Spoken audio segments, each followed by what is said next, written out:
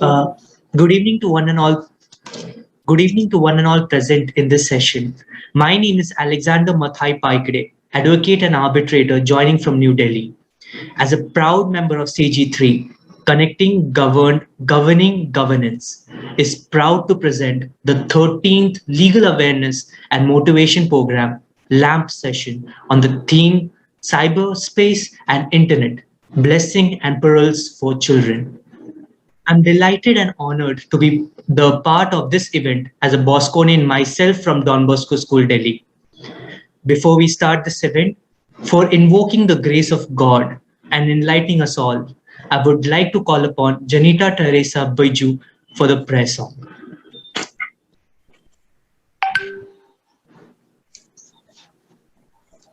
Above all powers, above all things, above all nature and all created things, above all wisdom and all the ways of man. You were here before the world began. Above all kingdoms, above all thrones, above all wonders the world has ever known, above all wealth and treasures of the earth, there's no way to measure what you're worth. Crucified, laid behind a stone, you live to die, rejected and alone, like a rose trembled on the ground. You took the fall and thought of me about all, like a rose trembled on the ground. You took the fall and thought of me about all.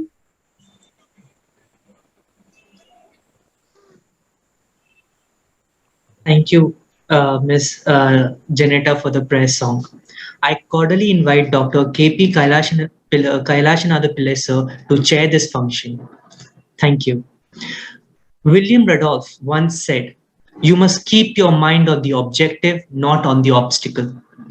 On that note, I would like to welcome Father Shibu Davis Parampalli, SBD, the rector and manager of Don Bosco Senior Secondary School, Vadudala, Kochi, to give us the welcome address.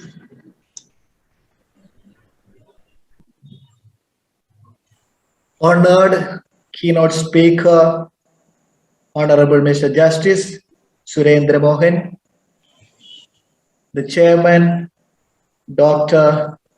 Kailashanatha Pillai, Mender CG3, motivational speaker Dinil JK,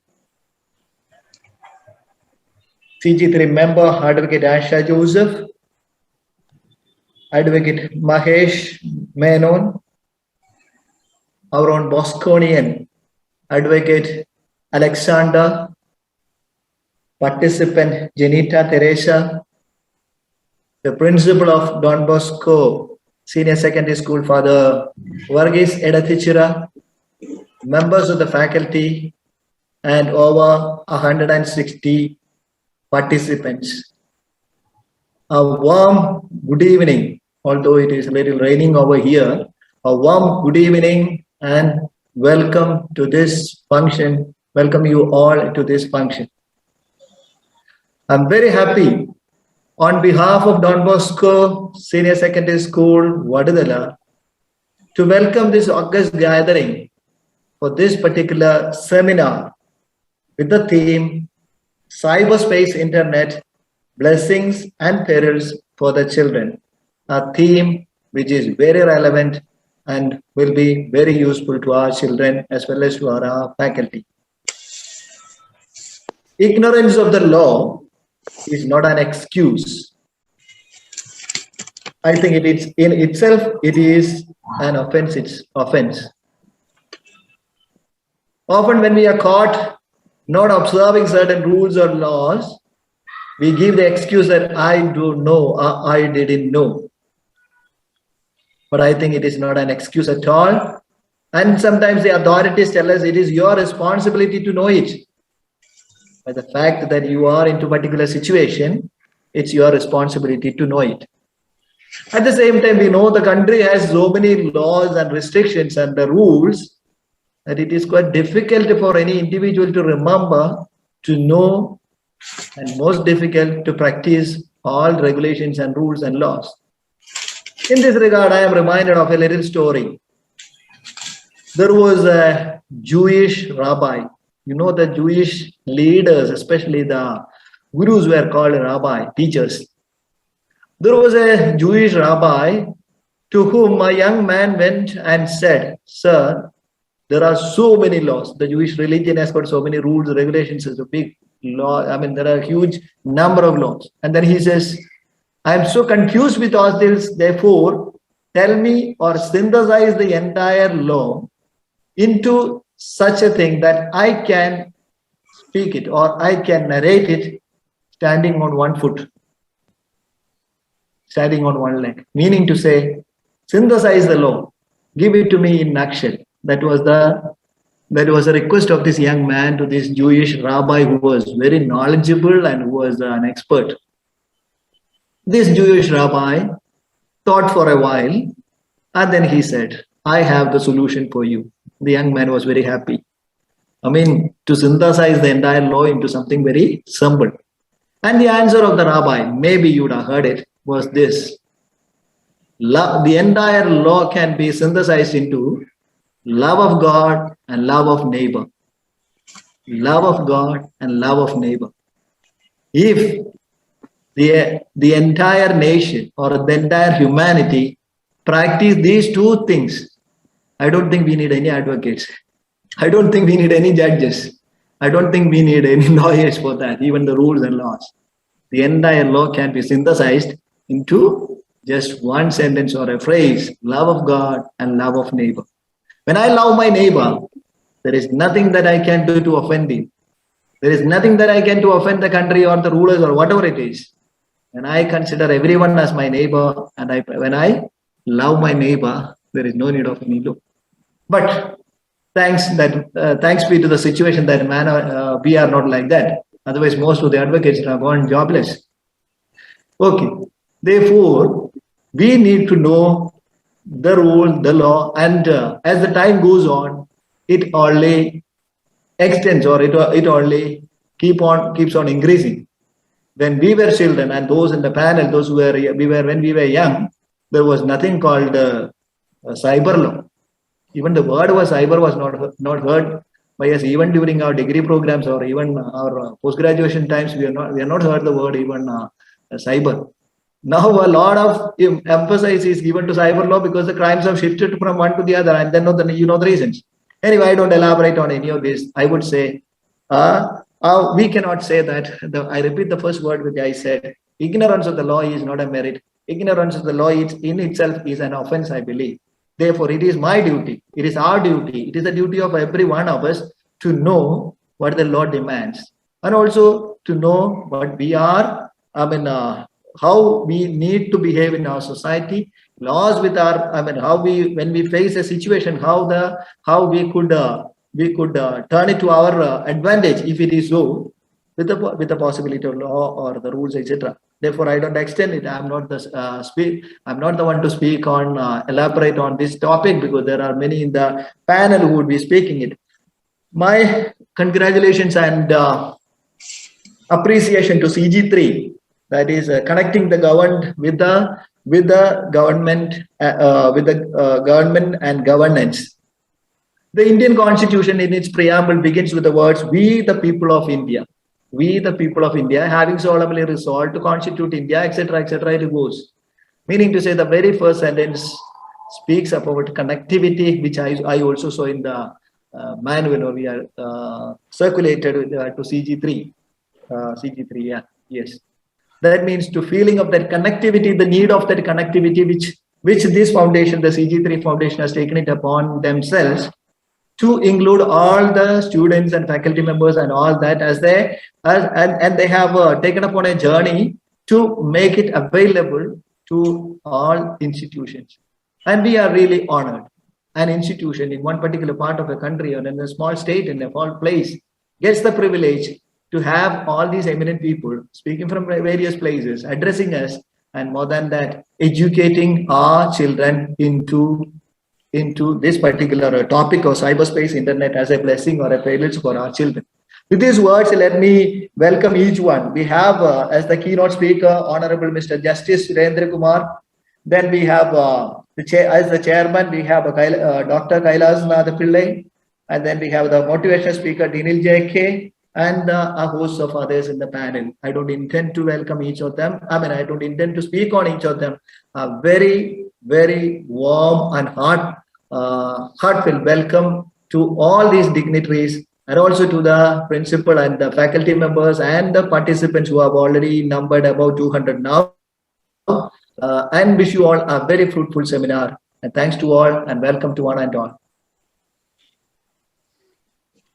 Thank you, Father Shibu Davis, for your warm welcome. Guru is everything in our eternal life. Nothing is possible without him. Life needs some power to push you up, and Guru is that superpower. For CG3, we do have a Guru too, who guides us, leads us, and supports us. That Guru is no other than Dr. K.P. Kailashanatha Pillai sir for us. He is a senior advocate in the Supreme Court of India and our mentor at CG3. Therefore, I invite sir to please address this gathering on this virtual platform for the chairman's address. Thank you. Thank you, Advocate Alexander. Namaskar to all.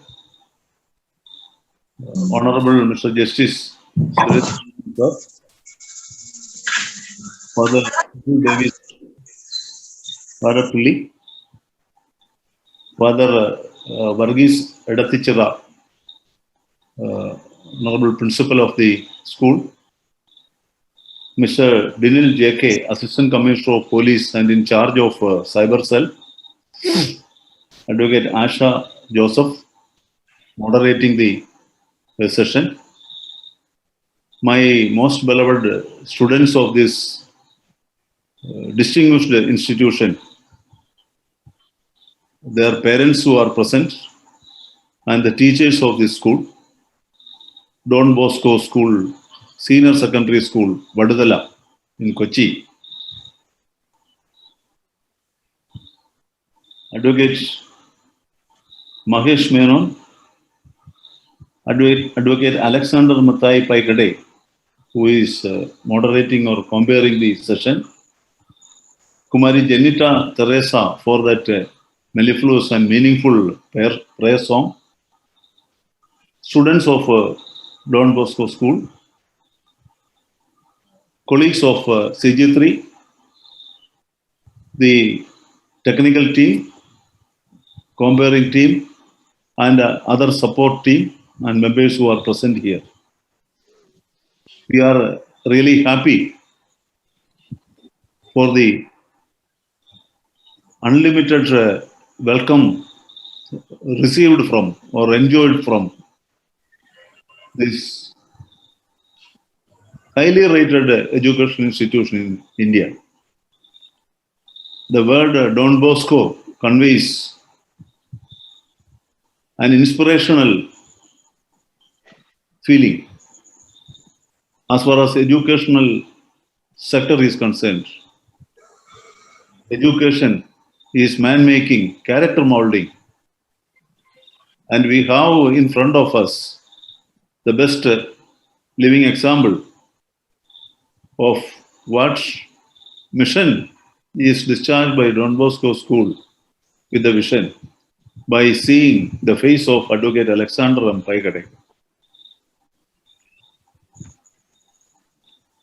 As far as CG3 is concerned, we are happy and we are elated to hold this LAMP session today virtually on Zoom platform with the support, cooperation and coordination of the school management, Father Principal, Father Rector, and all other teachers. CG3, as it has been mentioned by Father Shibu, it is an organization to connect the minds, ideas, people, places, issues. As Dr. APJ Abdul Kalam repeatedly used to say in his interaction with children, school children, and with the scientific community, teaching community, it is the connectivity that results in development. So, the three disconnected units, the governing, and governance, there are areas to be connected. So, CG3 is aiming at this humble objective with a good vision and the support of people with missionary zeal. One step of CG3 is LAM, Legal Awareness and Motivation Program. As Father Shibu very correctly said, it is an eternal point in law, in life, that ignorantia juris non excusat. Ignorance of law is no excuse. You cannot do a crime and then say, I was not aware of the law. So, child is the father of the man. You teach them law when they are children. They will accept it, they will accommodate it, and they will practice it.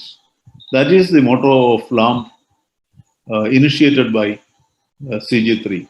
It has been a huge success, tremendous welcome received from schools of all brands, all types, English medium, Malayalam medium, CBSE, ICSE, schools, state syllabus. So the need of the hour, as Father Shibu correctly said, is to sensitize our children, our students, from an early stage in their lives, that there is a force in the society playing unseen called law or laws. You should respect law, you should obey law, you should accept law, you should understand law, and you should know law. And you should have an attempt to make a law eligible, legible, and intelligible to you and your friends. We are happy that this is organized and not only giving awareness to students, but there will be students in the school who will be thinking of becoming lawyers, but they don't have any curriculum for supporting their or reinforcing their wishes. Unlike students who wish to join for medicine, engineering, or chartered accountancy or some specialties, when they get enough schooling in biology, chemistry, physics, mathematics, when they join law, they join all of a sudden and they are thrown into the midst of lot of legal principles and other things without any earlier pre-schooling or instructions. So if we have succeeded in kindling igniting the minds, young minds, to some extent, with the support of the school authorities, that ignition will be continued and it will definitely make fruitful results.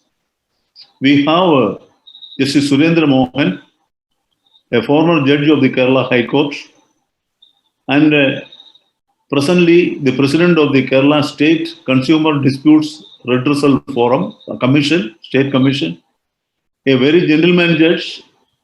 My association with Justice Surendra Mohan sir is running back to some 30 years.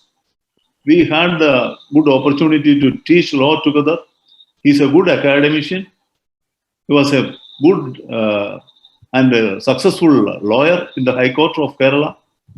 And Justice Surendra Mohan's judgments are just. It need not be so with respect to all judges. All judgments need not be just. And we are paining under some of the judgments also when we think of the attitudes of the judiciary. But Justice Surendra Mohan, so correct and so perfect that when Justice Surendra Mohan's judgments are taken in appeal to the Supreme Court, even Supreme Court judges struggle hard to interfere with the judgments. And one example I will tell you, in which I am also involved, representing about 1,000 employees in this EPF, Employees Provident Fund case, where Justice Surendra Mohan delivered a judgment benefiting lakhs and lakhs of families in India regarding pension to the Employees Provident Fund. And the government of India, as well as the Employees Provident Fund organization, have preferred appeal, and that is pending, that is being agitated. And the judges find it very difficult to interfere, and they want, even if they want to interfere, it is very difficult. And because the perfection with which the consummation of the skill and justice, standard of justice is so high. So it is a good fortune that we have such a good judge, a good human, a good Samaritan here to tell our students, children, generally about the requirement of knowing laws. And I hope that Justice Surendra Mohan Sahab will definitely talk to you on all-round topics on law and to some extent on the subject which is prescribed also. Then we have Mr. Dinil J.K., Assistant Commissioner of Police. Without any inhibition or without any reservation, he has accepted our invitation. In the midst of, the Chief of Cyber Cell will be having 24/7 duty these days with cyber violations and cyber omissions and infringements. But this is the second time that Mr. Dinil has consented to address the CG3 gathering. And he is an expert, not only an expert in cyber law, he is a master in English language and literature. After his post-graduation, he has joined the police force and groomed himself as an able officer, as an upright officer who keeps his head high in the midst of all adversities. We have Asha Joseph, a colleague of mine, to moderate, who is a group leader of LAMP group in CG3. And Asha's organizational skill is so good that I have least botheration in holding LAMP sessions.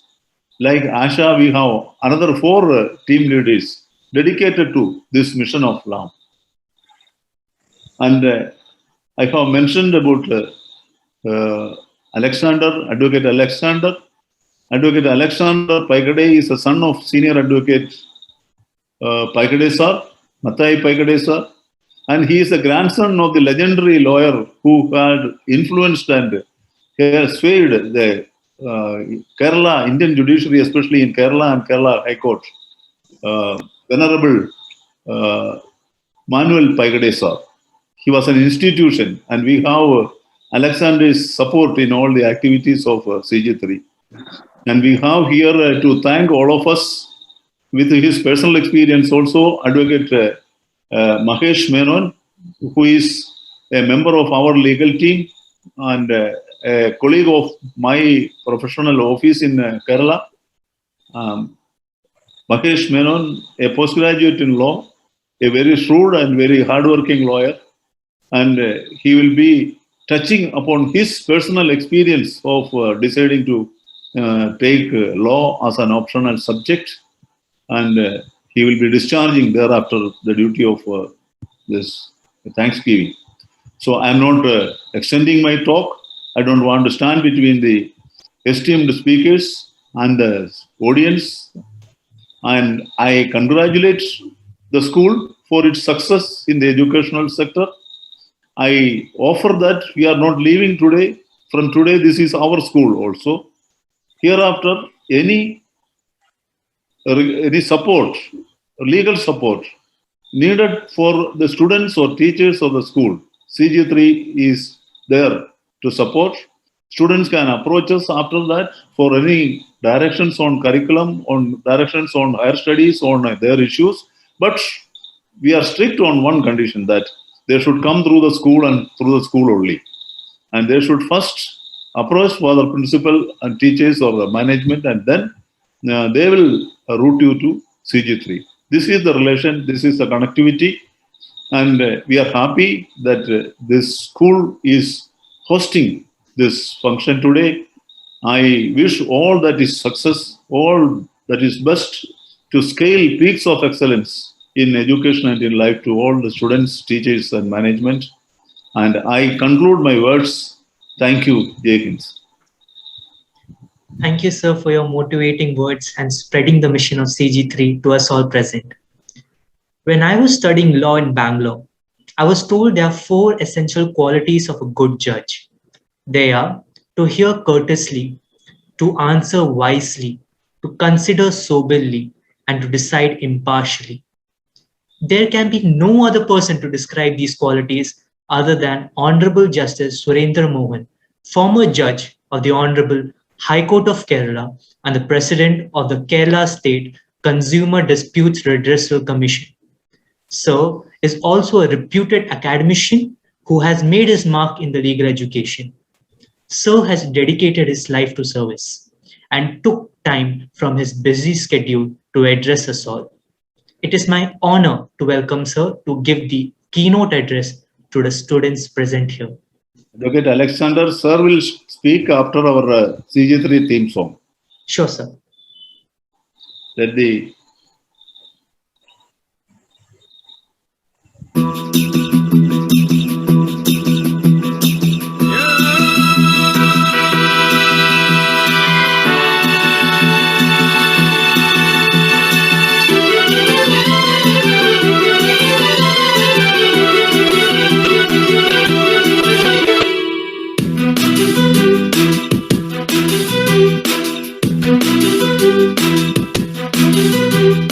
നീതിയും നിയമവും ജനപക്ഷത്തൊരുക്കുവാൻ CG3.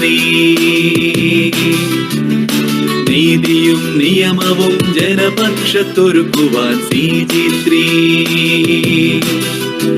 നിശബ്ദ ഖണ്ഡങ്ങളിൽ ശബ്ദമായി നീതിന്യായത്തിൻ ബോധമുണർത്താൻ CG3. CG3.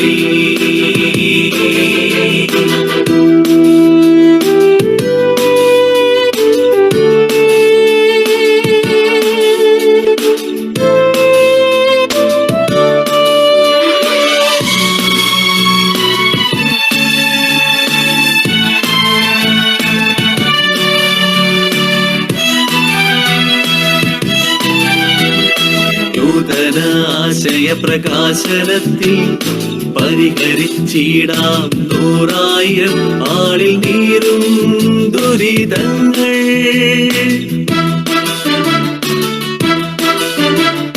നൂതന ആശയപ്രകാശനത്തിൽ പരിഹരിച്ചിടാം 100,000 ആളിൽ നീറും ദുരിതങ്ങൾ.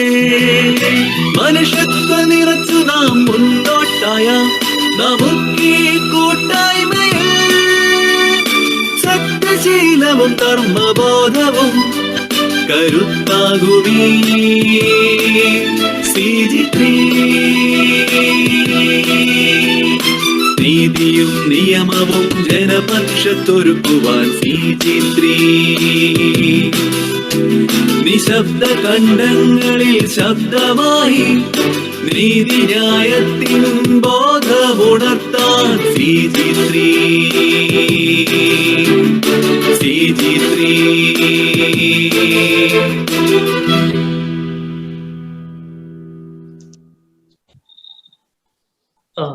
Now I cordially invite Honorable Justice Surendra Mohan, sir, to present the keynote address to the students present here. Thank you. Thank you, Alexander. Let me thank you for first of all, thank you for the nice words you had to say about me, and also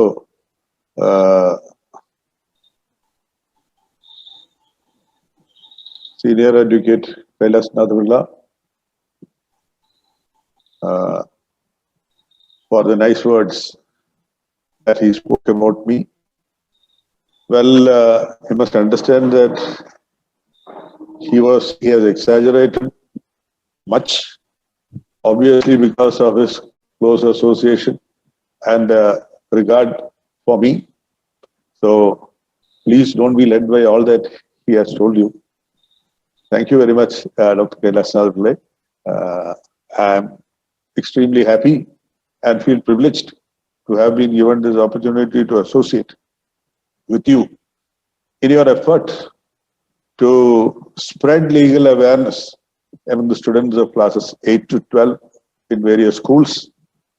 And LAMP is a name that spells a lot of meanings. Lamp is a source of light, and a person who lights a lamp dispels darkness. And it is the duty of every one of us to dispel the darkness of knowledge and by lighting the lamp of,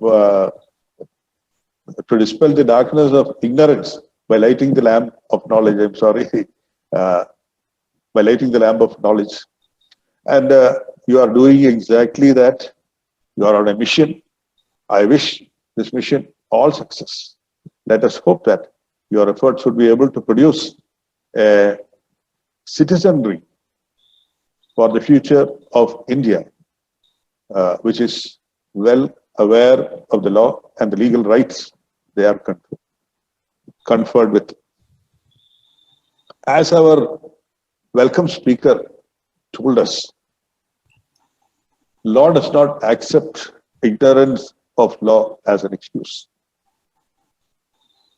To put it in other words, every man is expected to know the law, though the reality is that most people do not know the law.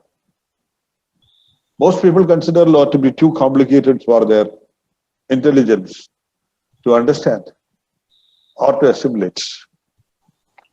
But you must understand that what is meant is only that law will not accept an excuse that a person did not know the law when he is hauled up for violation of the law.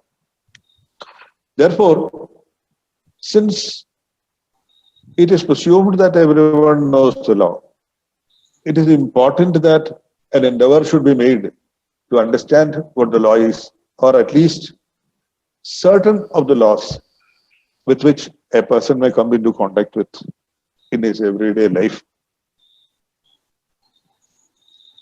Now, as children who are studying in the 8th to 12th standard, for whose benefit this program has been organized, you must understand, my friends, that the law becomes applicable to a person even before he is born. A child in its mother's womb is subjected to law. A child, as soon as he is born, it becomes subject to law. A child in the womb has got legal rights. In many situations, a child in the womb has got a right to succeed to property.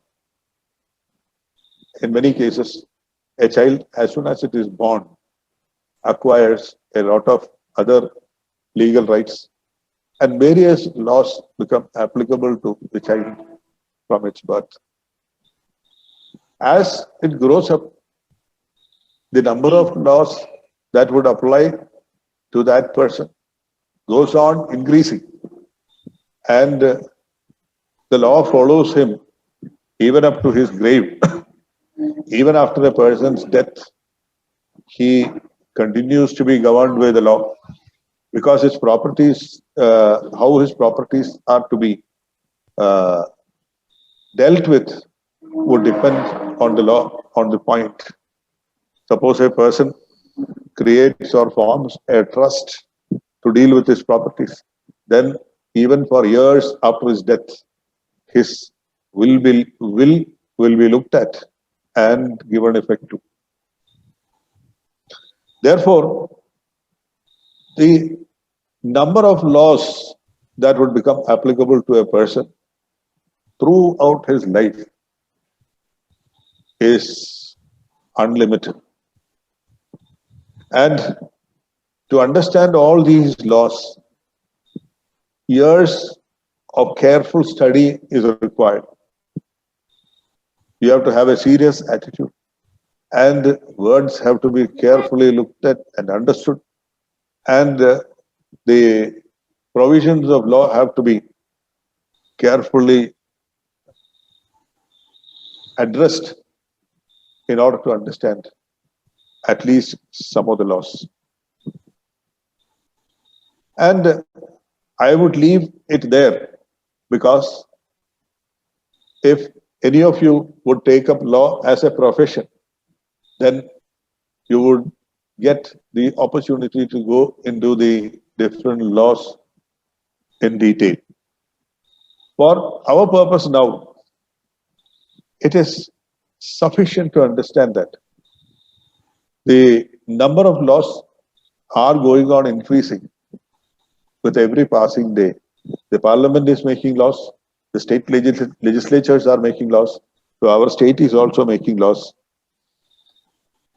And when these different laws are being made day by day, you must understand that it is impossible for a person to keep track of all the laws and to have a deep understanding of all the laws that are made. But then what is possible is to have a general understanding of the basics of the law, which remains the same, though the laws may differ in their application and wording or objectives. And in law schools, what we try to impress upon the students is the basic principle of law. It is comparable to the way in which we study language.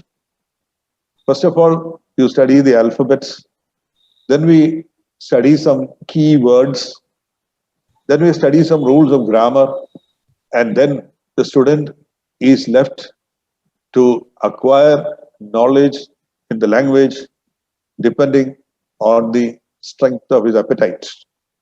A person who has got a very good appetite for learning the language would proceed to become, to acquire deep knowledge in the language.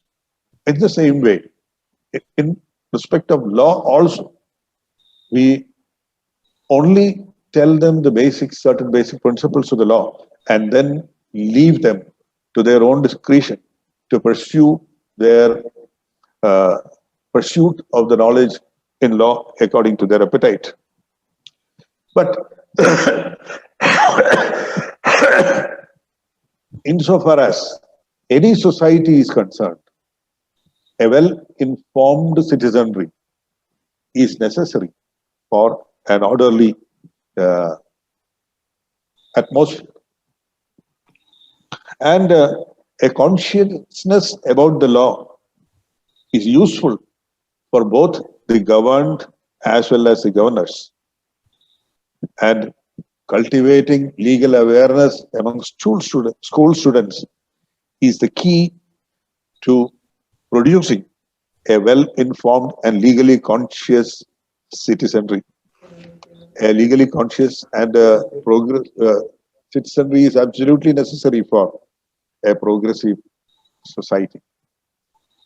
The fundamental question that puzzles any beginner in the study of law is why we should need so many laws. Cannot the number of laws be reduced so as to make life more simple and more comfortable? Some even ask, why should we need law at all? We would have been much better off if we had no laws at all. But you must understand that the people who answer such questions miss the basic character of a human being. The basic character of a human being is that of selfishness. A human being is basically selfish. A human being thinks only of himself, and he puts himself first in any activity that he undertakes. But we have, over the years of training, education, and a lot of theorizing, we have become capable of controlling the selfishness to an extent where many of us may not even show it. See, if you look at a small child, and if it wants a toy that is in the hands of another child, what it would do would be to make a grab for that toy. That is the basic human instinct, to acquire whatever he wants to acquire by force. But as the child grows up, we instruct the child, we tell the child to control that feeling. Why? Because we teach the child to respect the fact that the person in whose hands the toy is has a right to retain that toy, and that the child has a duty not to remove it from the other's hand by force. Therefore, the law prescribes certain rights and duties. There are different kinds of laws, and basically and fundamentally, laws would create rights and laws would create duties. When the Income Tax Act says that you have to pay income tax, then a duty is created for you. Any person who is earning an income, he has got the duty to pay tax. And when you buy, the common tax that we are all subjected to is service tax or the GST. Anything that we purchase, any service that we get, for that we pay what is called the GST. So that is a duty. Now we have got a right of free speech. That is why I am speaking to you. I have got a right to speak whatever I want, but then my right to free speech is not absolute. I have a duty not to speak anything ill of others. If I speak ill of another person and violate his reputation, then I would be punished, because I would be exceeding the contours of the right of speech that I have been conferred upon. Therefore, the function of law is to safeguard our own interests. Law is necessary for the safety of each one of us, and we ensure our safety by assuring the others in the society that we would not infringe upon their right of safety, so that you don't infringe upon the rights of any other person. Others also should not infringe upon your rights.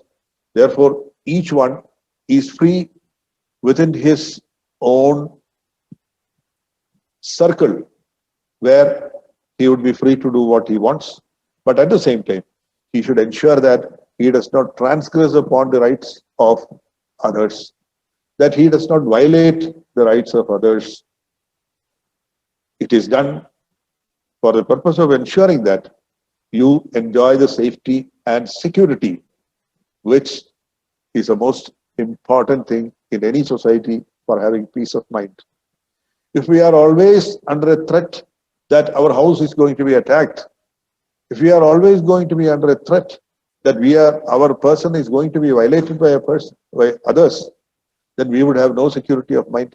The ancient man used to sleep with weapons under his pillow because he was afraid that he would be attacked, and he wanted to defend himself even at the dead of the night if he were attacked by someone else.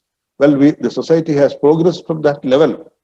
We have reached a situation where in our society nobody carries weapons because we are certain that our society is full of people who abide by the law, people who respect the law, people who respect the rights of others, and people who respect the fact that the safety, the personal safety of a person is equally important as the personal safety of your neighbor.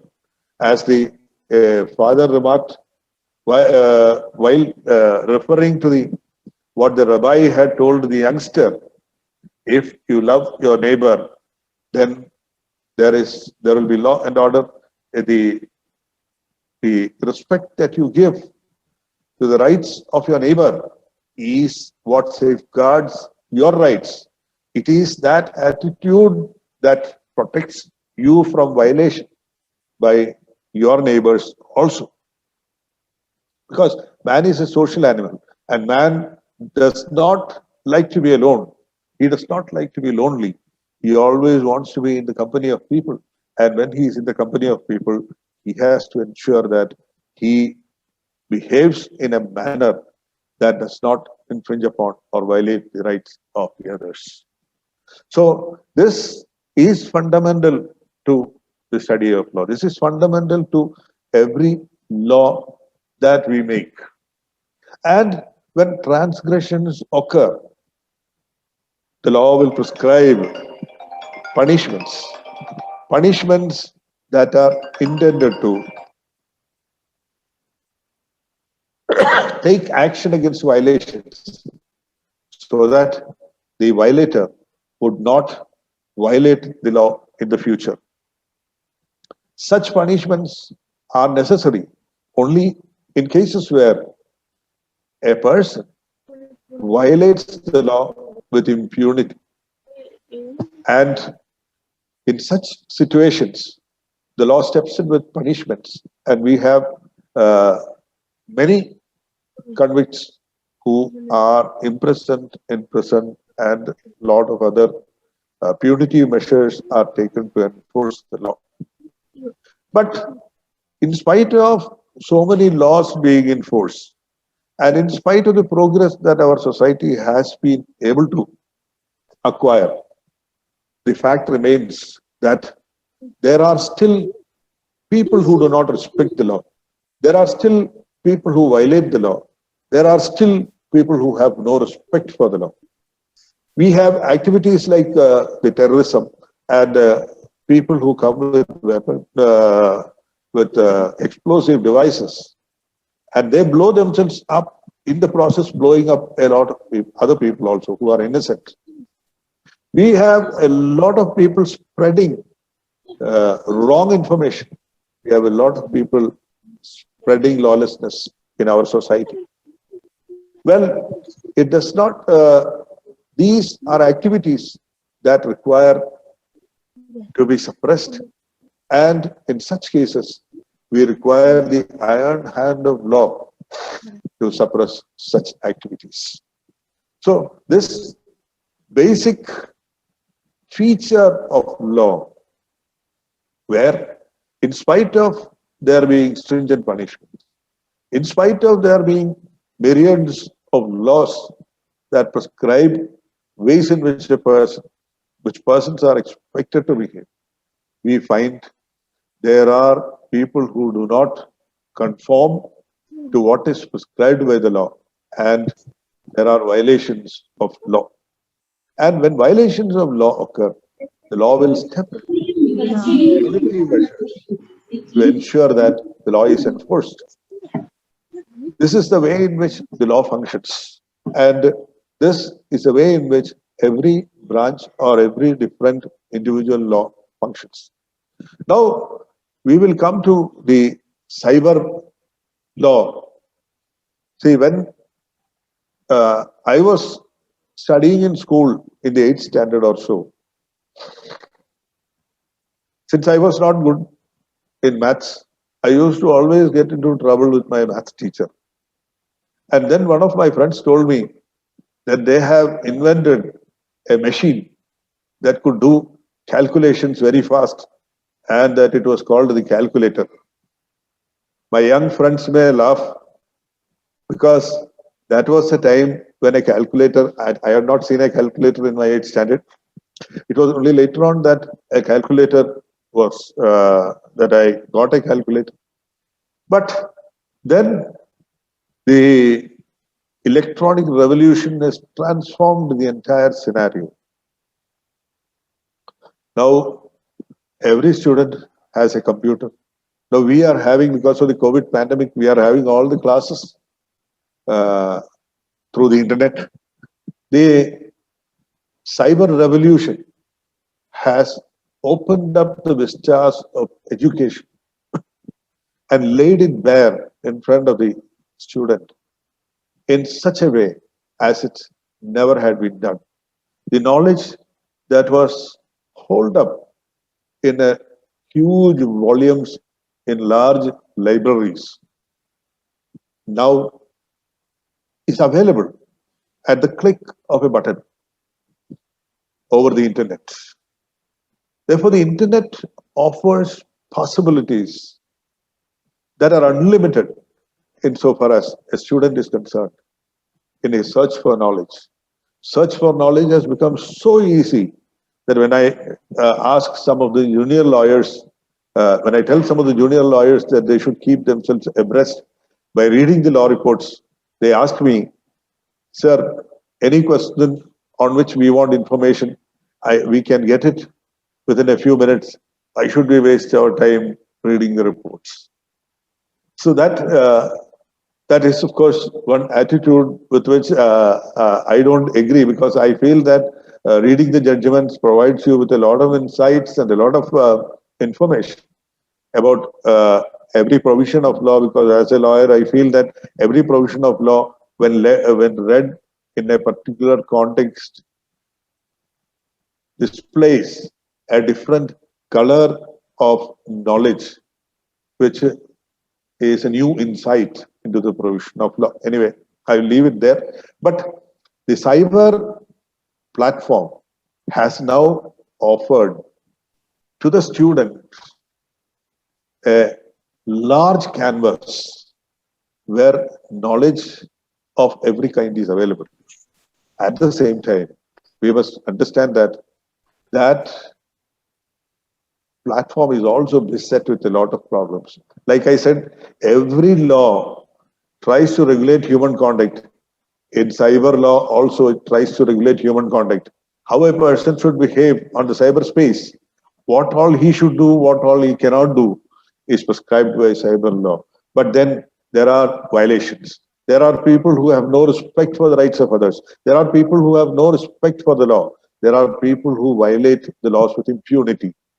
And there are people who are on the prowl, looking for weak students, youngsters, who could be led astray over. We had this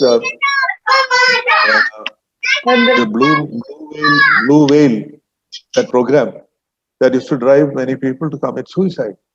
We have had a lot of instances of children going astray because of their exposure to wrong cyber activities. Well, these are all situations for which the law has to step in and take remedial action.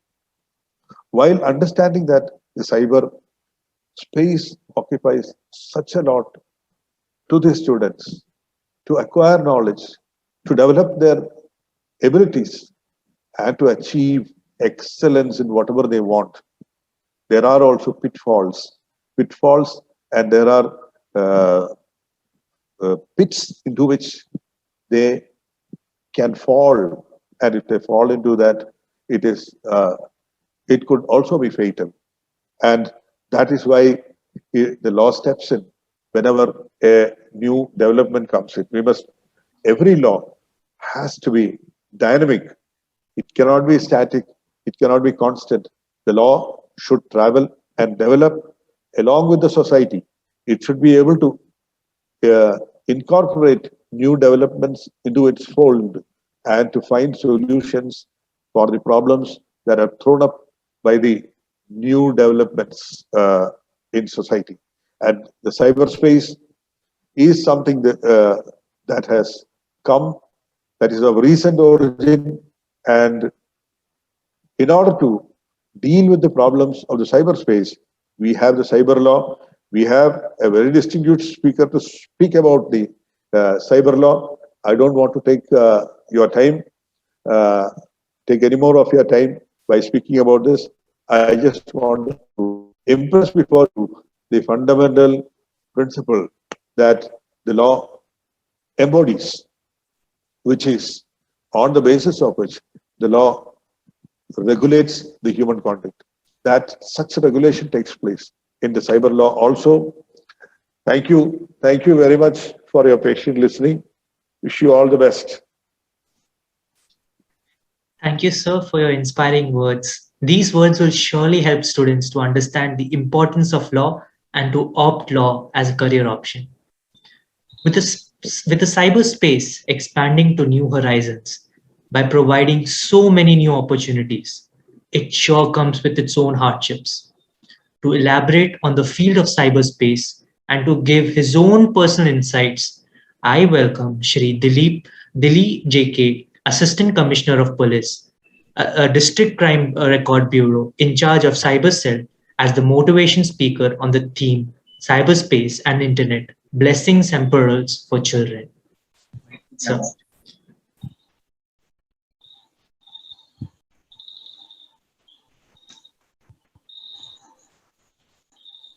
Thank you. Honorable Mr. Justice Surendra Mohan, sir. Can you hear me? yes, sir, we can hear you clearly, sir. Honorable Mr. Justice Surendra Mohan, sir. Dr. Kailas Natha Pillai, sir. Father Shivu Davis Parapalli. Advocate Asha Joseph. Don Bosco Senior School students. Advocate Mahesh. And my dear students, I'm very happy to inform you that I have been invited for a talk in this session of CG3. Last week, I think we had an interaction with another school, and we were able to give some insight into the dangers of cyberspace at that time.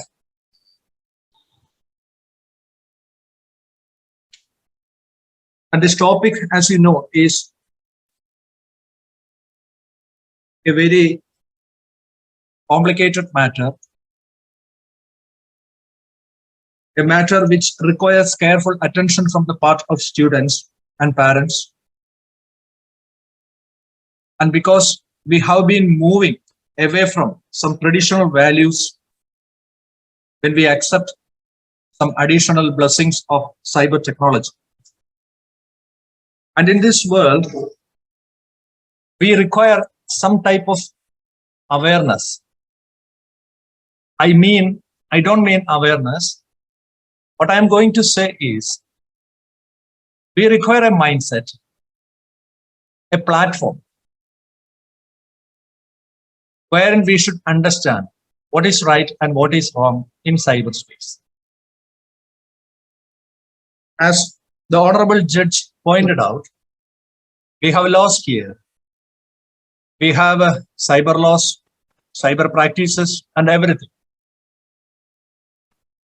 But at the same time, we are also victims to so many abuses of this technology. Unless we are aware of this thing, our purpose in life will be futile. That is 100% sure.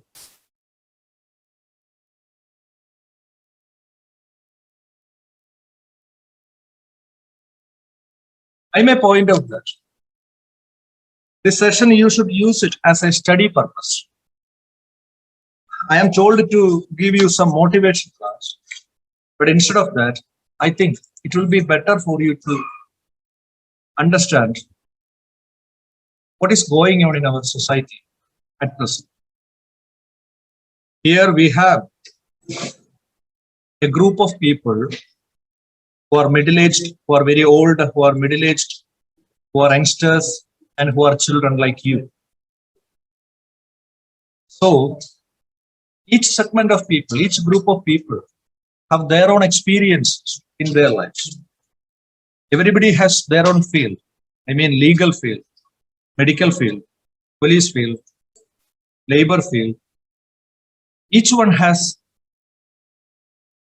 his own or her own world around that person.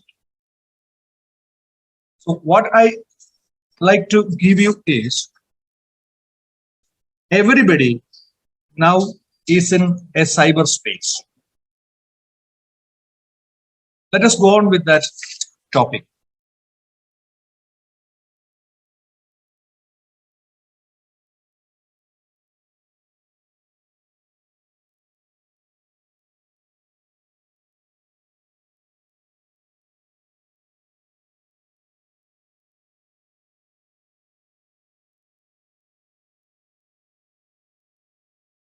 You see that we are going to deal with cyberspace and perils. Actually, our topic is cyber blessings and perils. We should understand what are our blessings. We have some traditional blessings, which I would like to point out first. The students may not be, may be aware, some of you may be aware, some of you may not. Please understand, we have been keeping some traditional blessings with us. Along with us, we have our contemporary benefits as well. But when we deeply think about it, we are losing, or we are carefully forgetting some of our traditional blessings, traditional values at the cost of contemporary cyber space. First of all, you look, we had a family bond. Our society is basically built upon family system.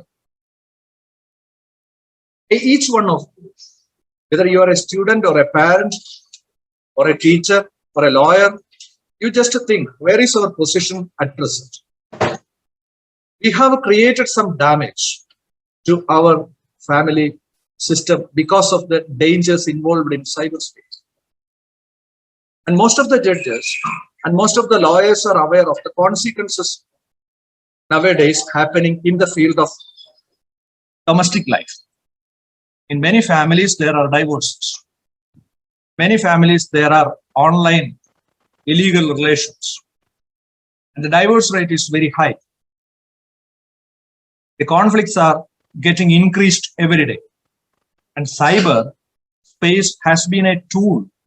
Cyberspace has been used to increase this phenomenon in our social life. So the family bond we had, just to think of where is our position. The students are not aware of this thing, how much and how deep we were in our family relations, the relation between parents and children, the relation between other relatives, and all these things have been slowly eroding from our society.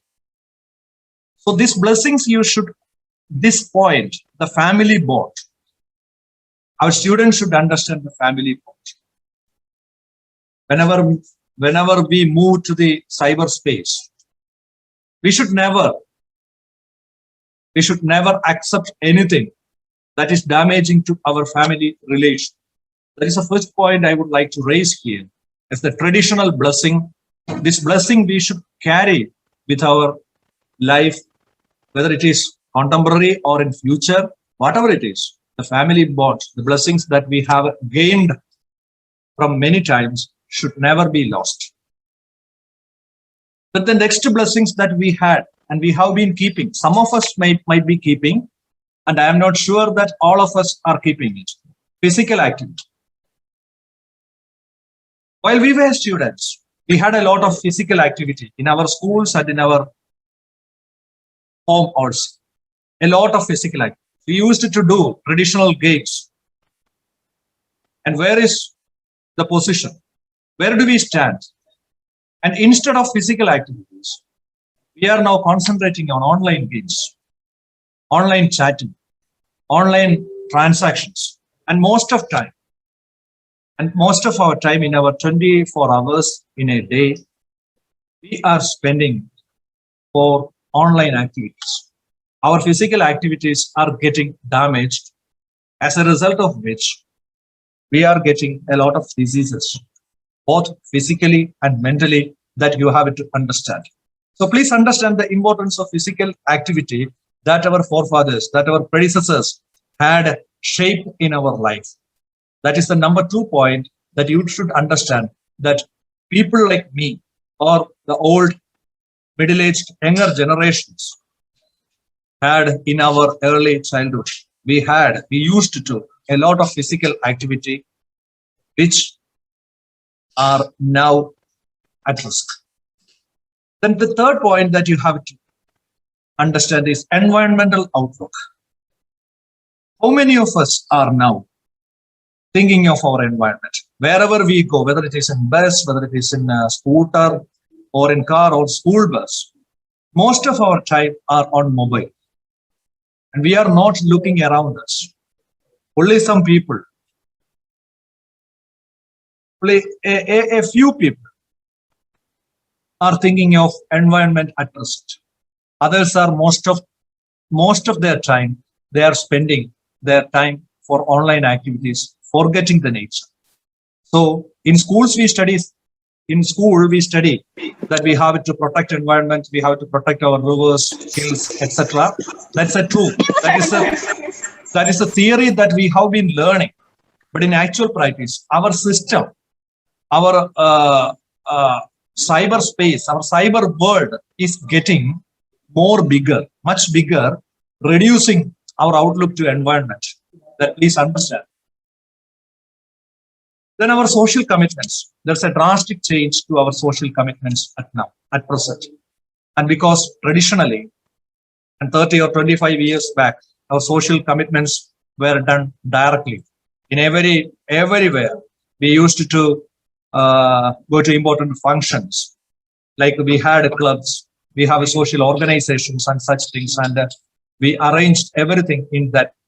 These were the blessings. Then physical contacts and interaction. And in a world where we didn't have a mobile or any other thing, we used to talk directly, we used to assemble directly, and we used to play in grounds and such things, such blessings we had. And some of us are still carrying those physical contacts and interaction at present. But presently, there is a shortage to these things. We had a direct communication as well. That was also a traditional blessing we had. We directly contacted, face-to-face conversation, face-to-face interaction. And our position at present is missing. In that area it is missing. And we had the passion to read. We ran to libraries whenever we get time. We used to music. We used to prayers.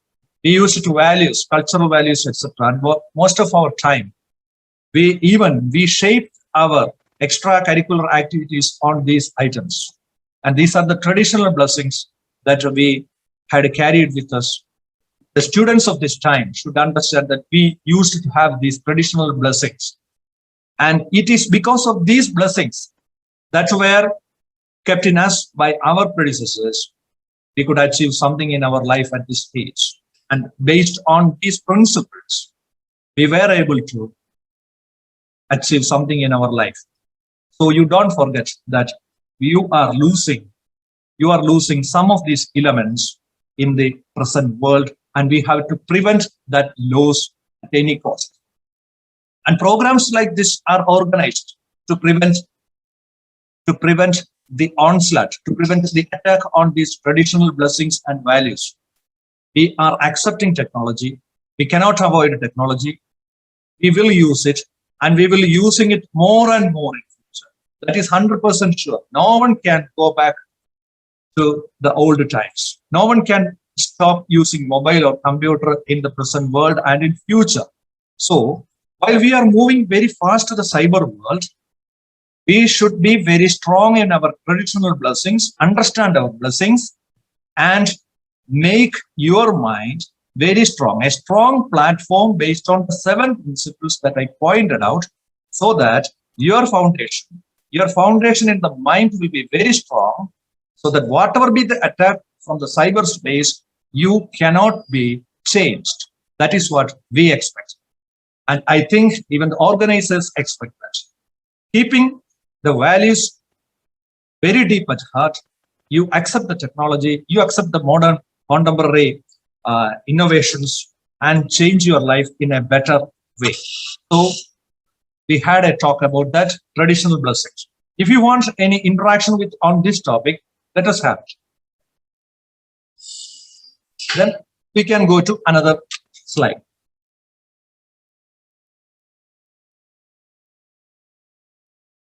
Hey Latna sir, can you hear me?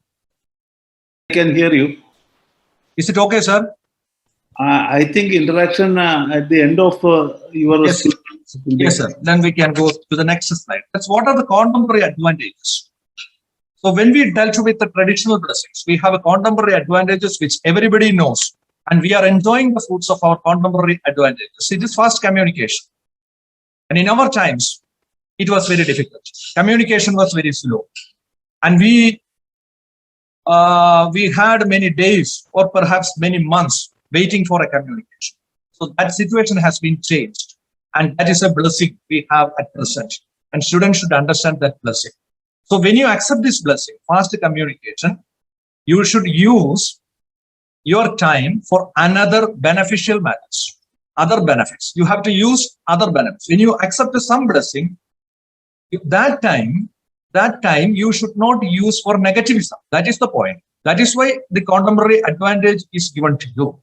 Here we have a fast communication system, fast communication society. So when we accept this fast communication mechanism or society, we get a lot of time. Time-saving system is at present here.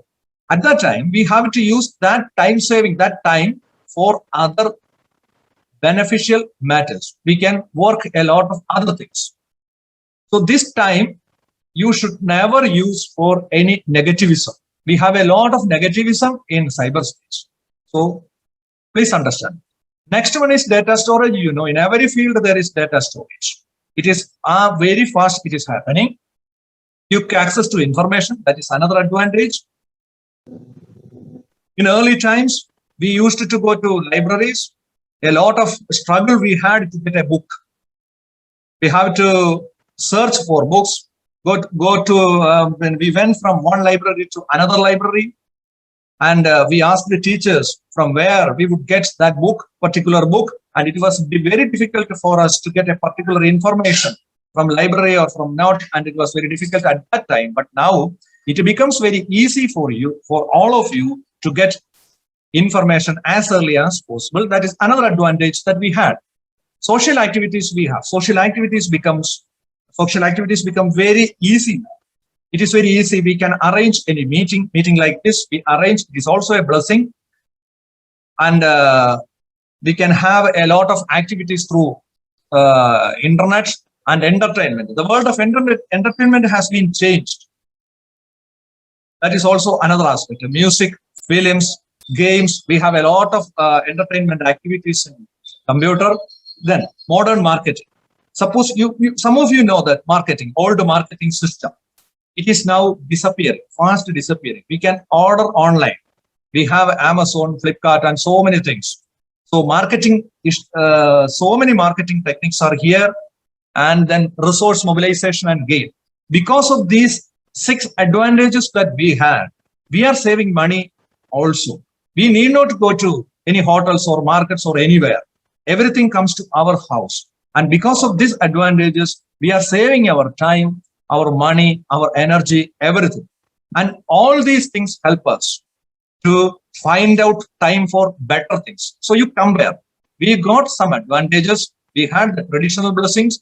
And when we save our time, that saving time should be used properly for our benefits and the benefits of the society.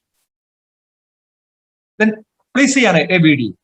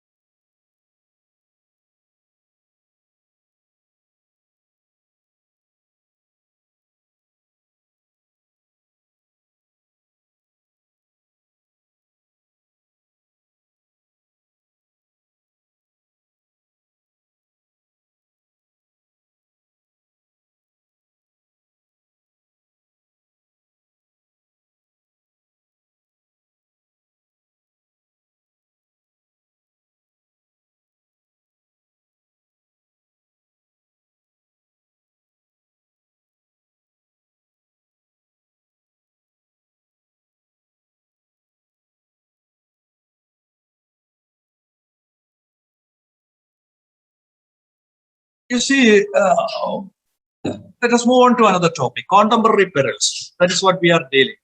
So you just look at the slide. Fix in your mind that cyber negativism, the first point is cyber negativism.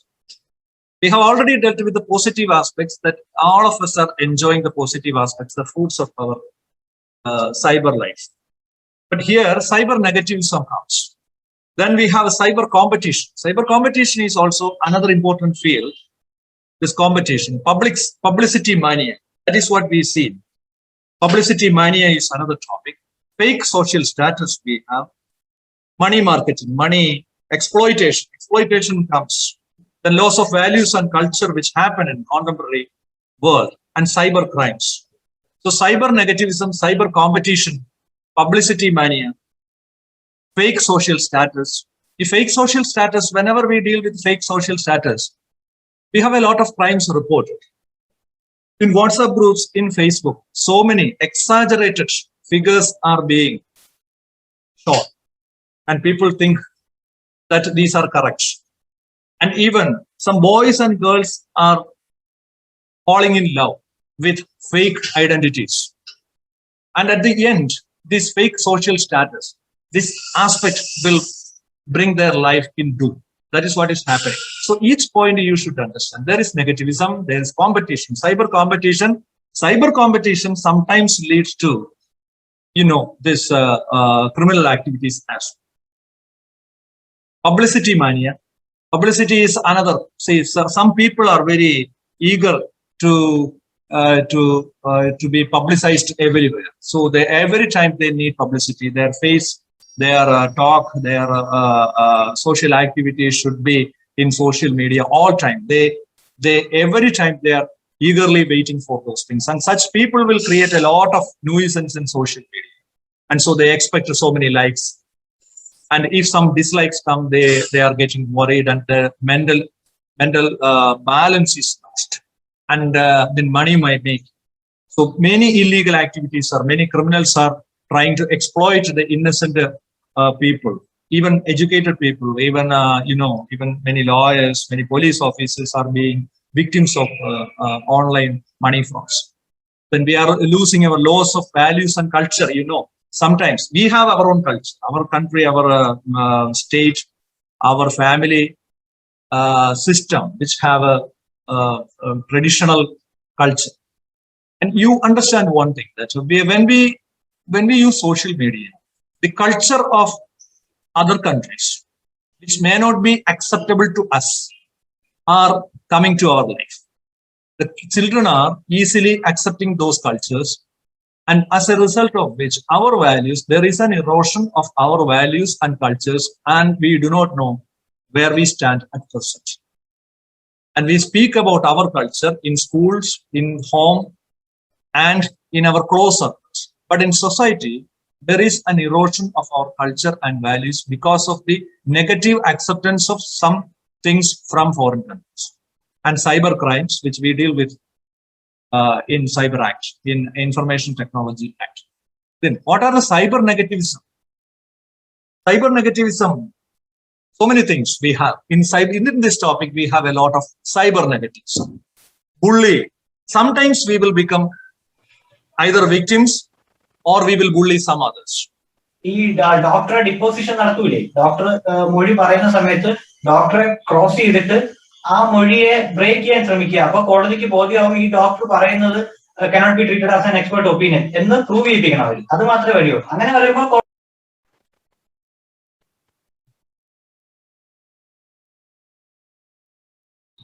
the cyber negativism, first comes the bullying.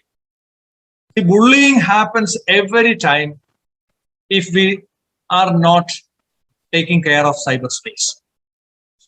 Some students bully other students, which lead to sometimes suicide, sometimes physical attacks, housebreaking, and all things happen because of this bullying. So you should be aware of that bullying is a punishable matter. Then threat. Through cyberspace, threats and intimidation happen. Cheating happens.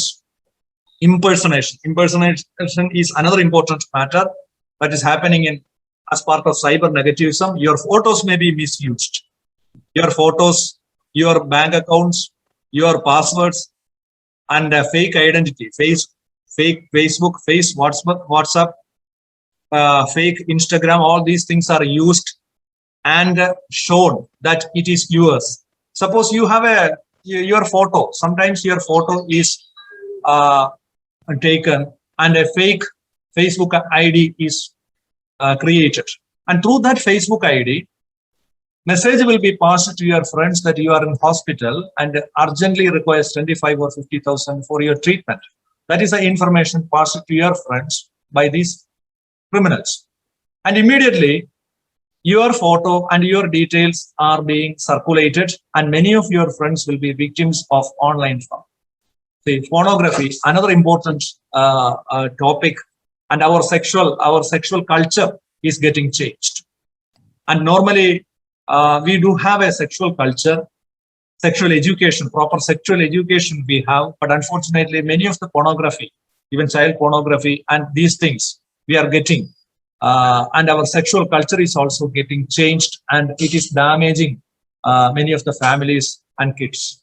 So understand that these things are not normal. They are all actors and trying to get money by showing these things to you. Abuse. A lot of abuse. Another cyber negativism is abuse. Women and children. Both women and children are abused. They are a type of, negativist people who used to verbally abuse women and children in public places in early times. But nowadays, those people have changed their platform to social media, and they are abusing women and children in social media. And addiction. Some people, it is developed as an addiction. Social media abuse, games addiction. Sometimes it is addiction to games. Certain people, in our experience, some students and some people have, if their mobile is switched off for a day, their life is gone. They are not able to even speak to others. Then the propagation of false news. In old times, it was not easy to propagate false news. But nowadays it is very easy. Even a hartal can be arranged within an hour due to this social media platforms. Very fast it is happening, and people are the common people are not verifying its veracity, and what is getting they accept it immediately without verifying these problems. And so our propagation of false news, these are the cyber negative aspects that we see at present. Do you have any? We will show you one video for that.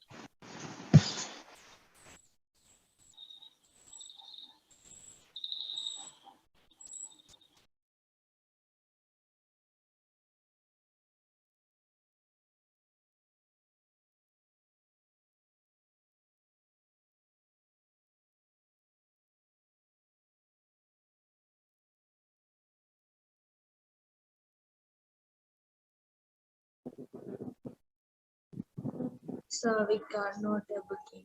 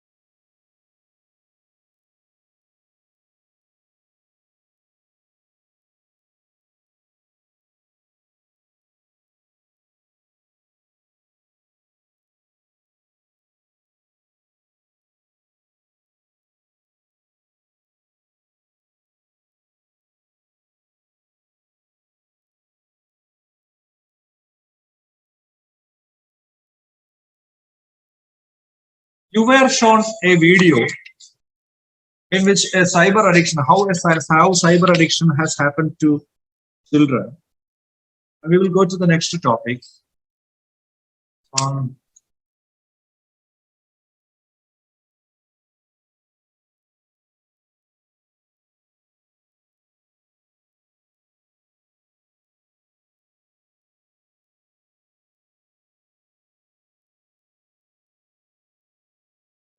You see the cyber competition. Cyber competition, if it is in a positive sense, it is good. We have companies, there is competition in schools, entrance coachings, everything. All these things are done through internet. But when it is done in a negative way, it is for fame, for money, for politics, religion, film, and everywhere there is a negative level of competition, which is damaging our culture, which is damaging the society. Whatever we see in the physical world, that competition will get an ugly face when it is done in cyberspace as well. So that is what is happening in cyber competition, and ugly competition is also happening in our cyber world, and which you have to be very aware and very carefully it is to be managed.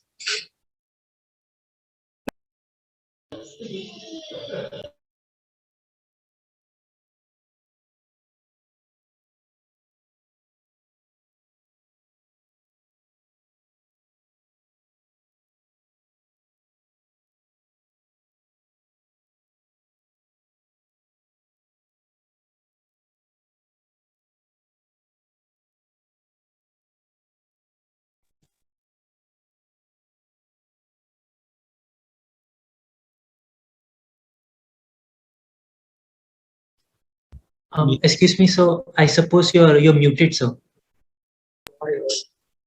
Publicity mania is another issue. Some people, by hook or by crook, want to be in fame, and so they use the social media against others and create a negative publicity. As far as they are concerned, their concern is not whether it is positive publicity or negative publicity. The problem is that they want to be in publicity. And for that, they use every method in social media, and they attack every person, whether it is women or children or leaders or lawyers or judges, actors, whoever it is. They attack others using fake IDs and get publicity. So they create different networks. Social media network is very widely created for publicity. They increase the friend circle. So they created so many Facebook accounts. They increase all their familiar people into the into the friend circle, and their friend circle is increased to thousands and thousands, and they post something in that.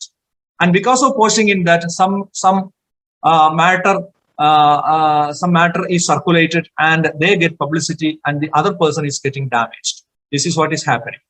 Then taking personal accidental risks. So many of you are aware of this thing, and by doing selfies, some of them will be in danger.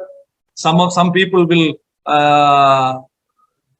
be doing very high risky things to get selfies, and these things are done for publicity, and posting unreliable news and opinions.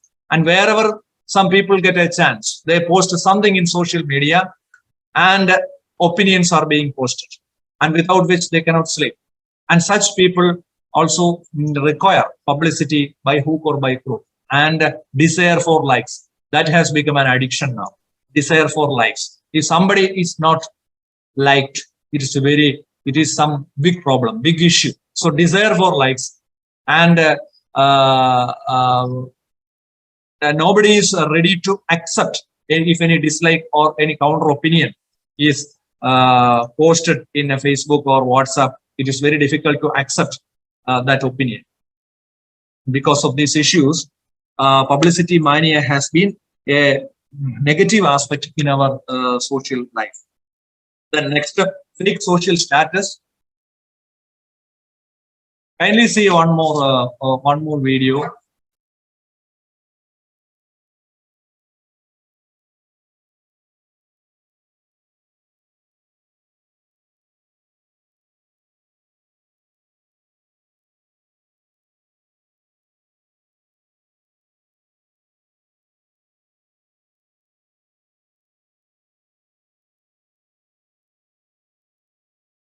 You just see what is the purpose of this video. This is a TikTok video.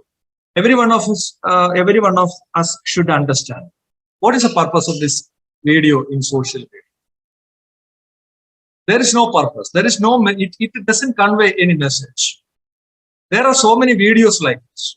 The children will imitate this. Unfortunately, last time also I showed this video to the students.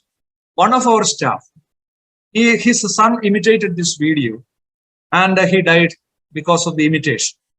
And videos like this, there is no purpose. Videos like this are being created and propagated in the social media, and many students become victims of this thing, and they kill themselves because of these things. Then the fake social status, I already told you, there is an exaggeration. Some people exaggerate their social status in social media. The exaggeration is in early times, so we know who is who and what is what. But nowadays, it becomes very difficult for us. Some people believe that whatever happens, whatever they see in social media is correct. And such people are being exploited very easily if anything is exaggerated.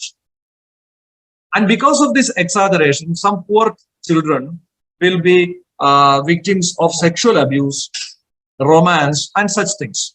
They pretend, pretending that some higher official, some judge, or some police official, some doctor, they pretend to themselves, and they very carefully,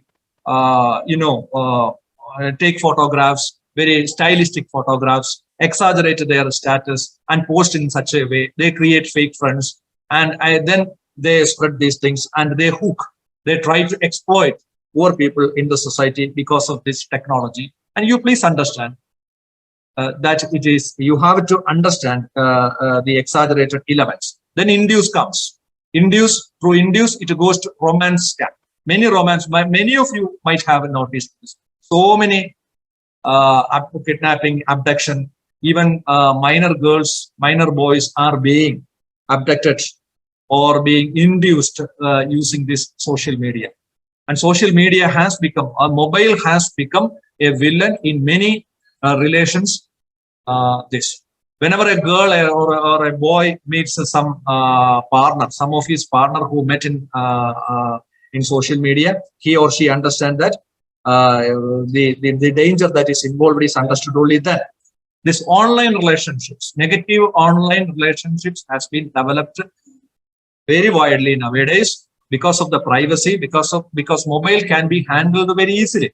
It is very easy to keep either in pocket or in our secrecy. It can be kept. So online relationships, negative relationships has been developed in many households, and because of which, as I have already told you, many family relations are getting damaged because of this problem, and the life of many children are being thrown away, and parents are getting divorced, and so many legal actions are followed, and because of this, the education of children are being damaged. This is one of the major issues, this online relationships which develop into sexual relationships, elopement, anything.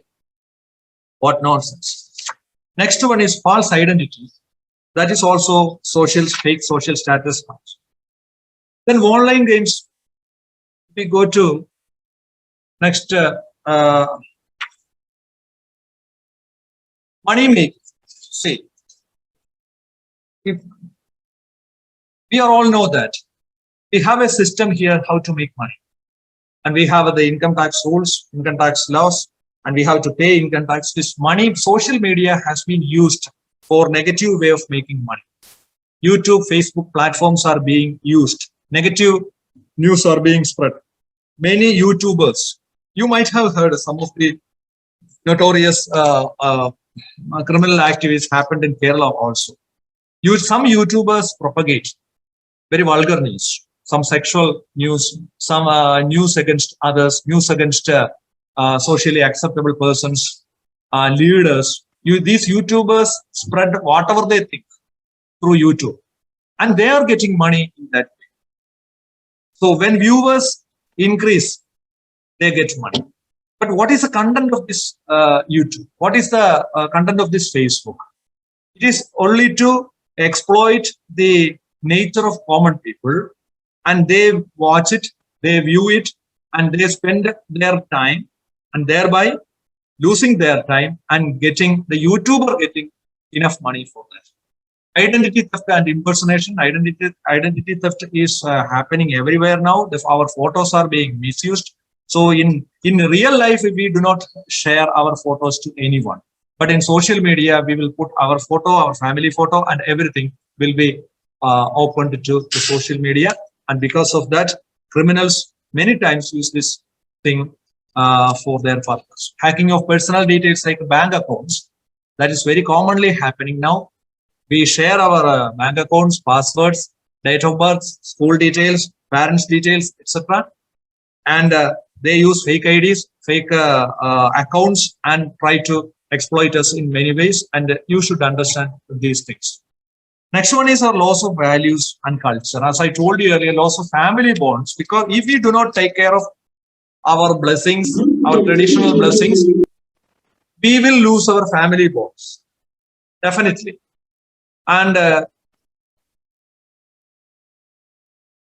it cannot be regained. We cannot marry all the time. There are family relations, good family relations we have to keep, and for that, and we should understand that there are enough dangers in our cyberspace damaging our family thing. Also, personal relations. We lose personal relations. We do not get time to speak to our friends in real life. Instead, we chat and we video call or voice call or chatting. All these things happen in online, and because of which we don't find time to go to clubs or meetings and etc. and we keep ourselves in a room with a mobile, and our social personal relationships are getting damaged. Only a few people are nowadays trying to keep personal relationships, and as time progresses, it will be very dangerous for us, and each person, each child will become an island and without any personal relationship, and it will be very difficult for them to find help anywhere in society if this situation is going on. Then, but the problem is that we create unknown virtual friends. That is a problem. Unknown virtual friends. We do not know who it is, but at the same time, we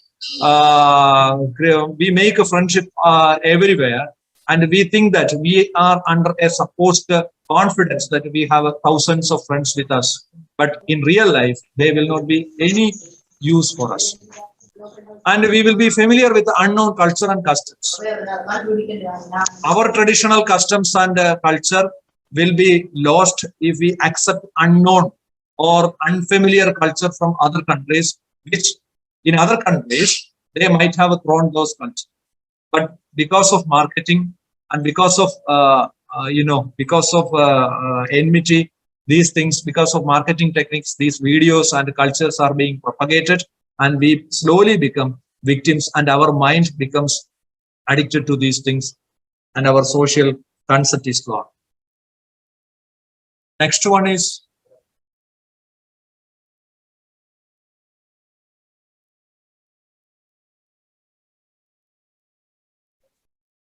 you see how a child is behaving in this video.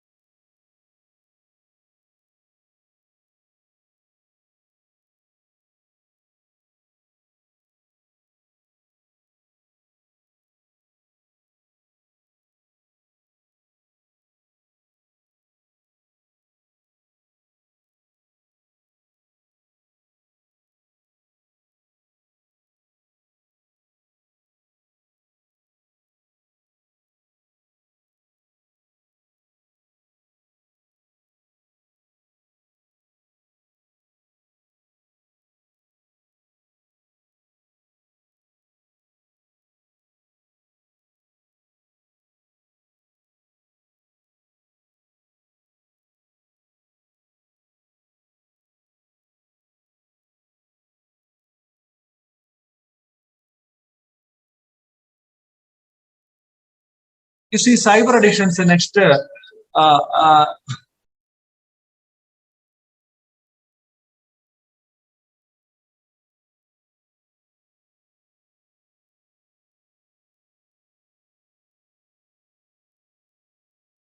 you see, cyber sex addictions. Earlier, we had a censor board. We have every film were censored. It was done very meticulously, very sharply, and we were not able to go into the details. But nowadays, where is a censor? And who is censoring? Cyber sex addiction. In cyberspace, everywhere there is sex in a different. And so most of the people, many students become cyber addicts on this topic. And we don't have a good preventive mechanism in the cyberspace, and because of this issue, it damages our culture. Next, cyber online relationship addiction.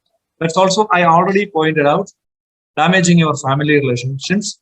Then gaming addiction we have.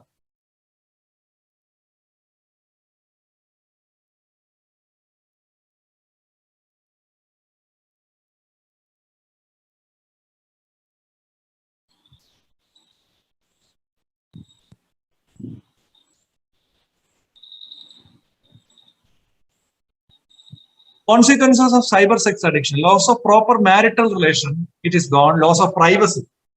That point we have to bear in mind. We may develop friends in our cyberspace. So, when we are being in a friendship, we share many things. Our privacy is being shared.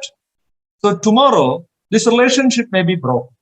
And at that time, whatever we share to that person will be published. Many cases, such cases have been reported in many situations. So you cannot believe anyone, and it is always be safe that you should never violate your own privacy. Don't share your privacy, private parts to anyone in the social media, to any person, whoever it is. Then it will lead to suicide and other crimes later. When the privacy is out, it is published. Some of them are committing suicide, and some of them are maybe involving in other crimes, which will be normally it will be registered, and so legal actions will be followed.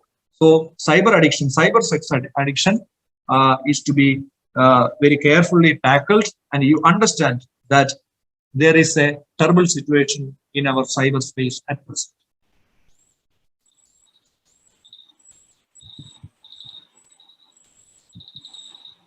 Gaming, another topic is gaming addiction.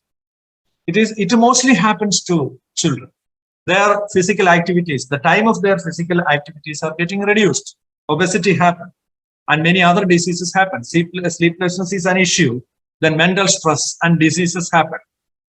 And then tendency to imitate, that I have already shown you, loss of money. We lose our money many times, and promoting violence. Most of the games are promoting violence. Sometimes even, this traffic games. It is always hit and violating the traffic rules and regulations. They propagate the games in that way, and children think that this can be imitated in real life also, and they will be in trouble. These are the consequences of gaming addiction.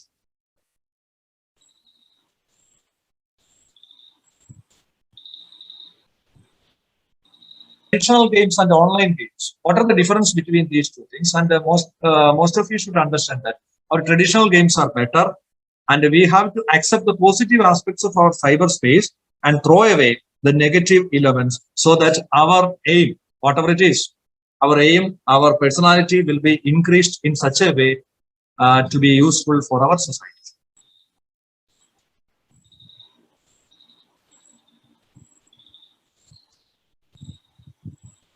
Our cyber team member Prashant will give you some awareness on this internet browsing. Then we will fastly close the topic. Now we will discuss some of the technical aspects, and for internet, safe internet browsing. Or you can see in the slide that always use HTTPS websites. That means secure websites. Avoid using unsecured websites. That's a website with URL HTTP. Always use websites with the URL HTTPS. Always avoid using unknown browsers. Never save your passwords on public devices. You can save your password on your private devices, but avoid saving passwords on public devices. Then avoid entering secure credentials on unknown websites. Secure credentials means your user ID and password. That means some confidential information which contains. Do not share your private information to unknown persons on social media. So your private information should be private. Do not share to unknown persons, especially in social media. When you enter into a website, always verify the security of the page. Please ensure that the page is secure. For email, most of them were using emails for communication purposes, for email security. Do not click emails from unknown addresses. The unknown from emails from unknown addresses, maybe spam mails, and if you click on that mails, they will try to loot your password. So do not accept or click emails from unknown addresses. Always be always be careful while using public or free networks. Avoid using emails on public networks if not necessary. Do not store your credentials like bank accounts, bank passwords, etc. in emails. Most of the people were storing their confidential passwords in their emails. If your email will be hacked, then your bank accounts will be exposed. So always do not store your bank account passwords in your emails.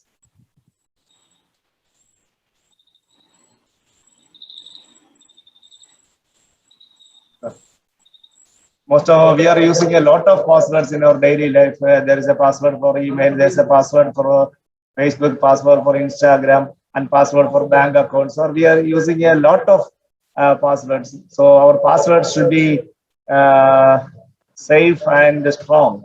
So there is a tip for keep your password strong. So also always keep away from false identities, internet predators.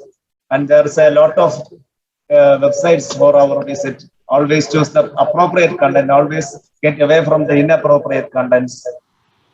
And sextortion, that's already our sir told earlier. Then phishing links. Phishing links, that's most of you know that phishing they resembles the original websites. For example, this is a SMS a person received. That's a link of a website is mentioned there. If you click on that link, it will leads to a fake website. That's it resembles like an SBI online website, but actually it is not SBI online website. Then you can identify it from the URL of the website. Just see the URL. The URL we can see that this is a phishing website, and this is the actual SBI website. We can differentiate actual website and phishing website only through the URL of the website. So many of them were getting phishing calls. That means calls from the person will say that he is calling from the bank and try to loot our email ID, password, card details, CV, 1GB, etc. And fraud online selling platforms. Most of the people use OLX for selling their second-hand materials, and the culprits also using these online selling platforms for looting money from us. And also remote access apps, commonly used remote access apps, TeamViewer and AnyDesk. Do not install these kinds of apps with the direction of unknown persons, and do not share the TeamViewer or AnyDesk password to anyone. If we share the username and password to anyone, our screen will be shared, and our mobile phone, our laptop will be shared with unknown persons, and they will steal data from our sources. And QR code, while scanning a QR code, be cautious, very cautious. Impersonation through social media and lottery frauds are also there. OTP based frauds. That's the only solution is do not share your OTP to anyone. And fake loans, fake apps, mobile phone security, just to go through it. And the last question, our sir will discuss it. Students, let me tell you that we have a good judicial system. We have a good system here. And then whatever negativism happens to you in cyberspace, you please report to your teachers, your parents, and police. And we have a good judicial system here. We have the POCSO Act, the IT Act, and other relevant legal aspects. And everybody will be ready to help you. But one thing you have to bear in mind is that, and we should not use our traditional blessings. And you should combine. You should keep in mind the traditional values with the contemporary blessings, keeping fully in mind the dangers involved in cyberspace. Then only we can be better citizens in future. You will definitely be better than us, better than our generation in future, if you are aware of the cyber dangers. With this, we conclude this session. Thank you very much. Thank you, sir, for helping the students to understand the importance and how to safeguard themselves in the cyberspace. Highlighting such important topics has opened the eyes of students to be aware and beware in the cyberspace. Moving forward, I call upon Advocate Asha Joseph, member of CG3 and team leader for this LAMP session, to moderate the interactive session with students, teachers, and parents gathered here. I think the screen. Very good evening to all. We hope you found this session thought-provoking and insightful. As we move into the interactive part of this session, we now open the floor for question and answer session. Please feel free to ask relevant questions either by chat box or by raising your hand, or unmute your mic and you can ask. If you have any queries about the legal profession as a career, feel free to use this platform also. Kindly make the most of this opportunity. So let us start asking questions, please. The questions be brief and the answers also be brief.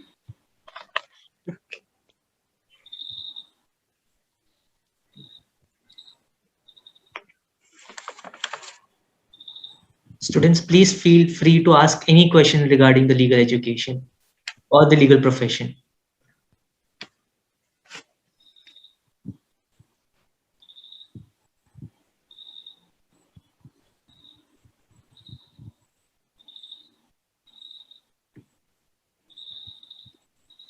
You can ask questions addressing Justice Sudhendra Mohan sir or Mr. Dinil.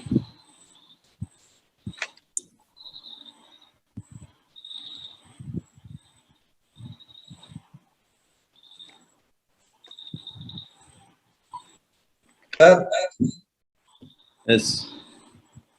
What's the question, sir? No, I was just suggesting them to ask questions. Nobody is questioning us.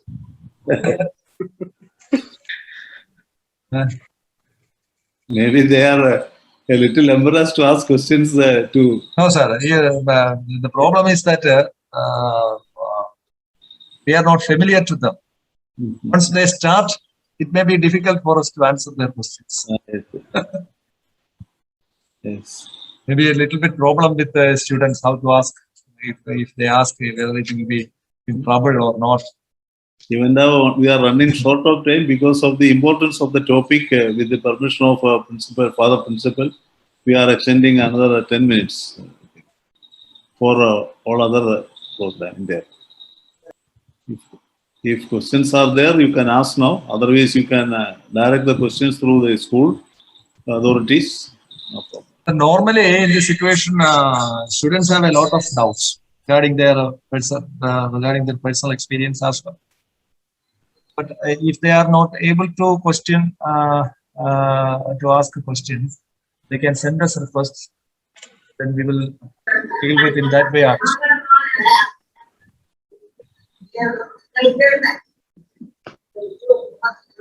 Adarsh PR, you are asking a question or making a sound? We will take it at that, and I think we can pass on to the next item. And if there are questions from the students, anyway, CG3's thing will be open always to you. And Alexander can move on to the next. Yes. Thank you, ma'am. Before proposing the vote of thanks from CG3, please see a small message from Ms. Hyra, an active member of CG3, to all of us present here. Hello, dear children and esteemed participants. Before we say goodbye, take a message from CG3. We all know that Kerala is highly literate and we are also proud of that. But our social peace is in deep waters. Maladies rule the roost. Dowry, drugs and drinks damage societal conscience. Among all of these, dowry causes acute agony. It is a disease infecting the community strength and deteriorates the society from the root itself. Violence, harassment, female feticide, female infanticide, dowry deaths, and the list goes on. Human rights are at grave casualty. Children, be aware of the devil dowry. You are strong and also young. Only you can think and fight this devil. So fight this devil with your mind and your body. You are strong enough and you're educated. So you are gifted with the best brains and use your brains wisely to eradicate this most heinous crime, dowry. It is your obligation to the nation as well as the society. It is your fundamental duty. So what is dowry? Dowry, a traditional evil. It is the consideration to the matrimonial bargain. That is, the bride side has to satisfy the groom side through cash and other things. Dowry can be any property, valuable security such as cash, ornaments, vehicle that is given or agreed to be given along with the bride to her nuptial house. It is a gratification to the groom, as good as bribe. More often, demands for dowry lingers on. It spoils the domestic peace, causes domestic violence, and aggravates to outstretch heinous crimes of harassment, hurt, suicide, and even murder that is the loathsome and blood-chilling.